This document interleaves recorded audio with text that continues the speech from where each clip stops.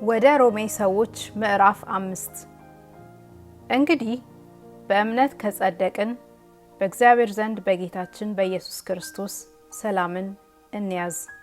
በእርሱም ደግሞ ወደ ቆምንበት ወደዚህ ጸጋ በእምነት መግባትን አግኝተናልና በእግዚአብሔር ክብርም ተስፋ እንመካለን።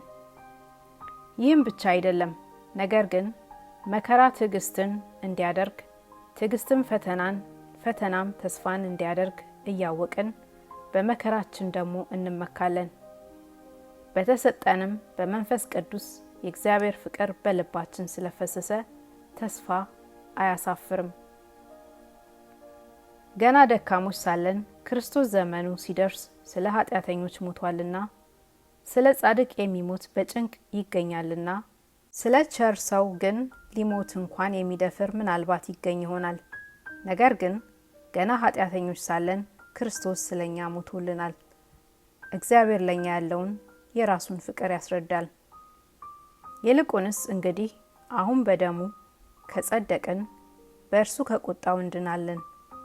ጠላቶች ሳለን ከእግዚአብሔር ጋር በልጁ ሞት ከታረቀን፣ ይልቁንም ከታረቀን በኋላ በሕይወቱ እንድናለን። ይህም ብቻ አይደለም፣ ነገር ግን አሁን መታረቁን ባገኘንበት በጌታችን በኢየሱስ ክርስቶስ በኩል በእግዚአብሔር ደግሞ እንመካለን።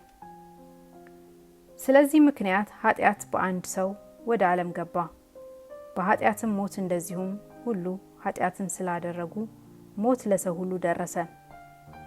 ሕግ እስከመጣ ድረስ ኃጢአት በዓለም ነበርና፣ ነገር ግን ሕግ በሌለበት ጊዜ ኃጢአት አይቆጠርም።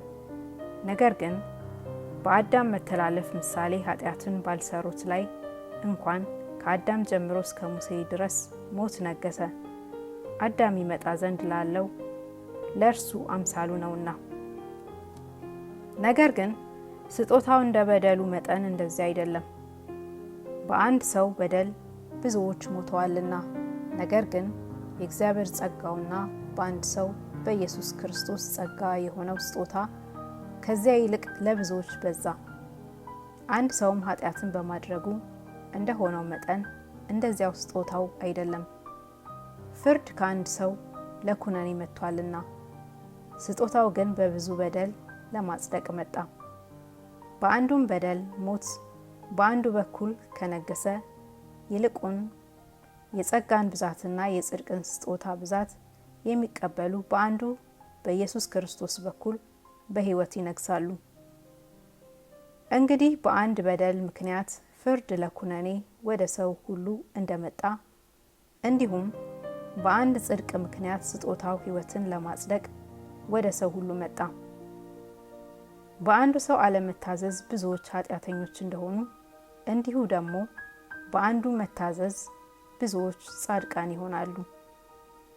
በደልም እንዲበዛ ሕግ ጭምር ገባ። ዳሩ ግን ኃጢአት በበዛበት ኃጢአት በሞት እንደነገሰ፣ እንዲሁ ደግሞ ጸጋ ከጌታችን ከኢየሱስ ክርስቶስ የተነሳ በጽድቅ ምክንያት ለዘላለም ሕይወት ይነግስ ዘንድ ጸጋ ከመጠን ይልቅ በለጠ።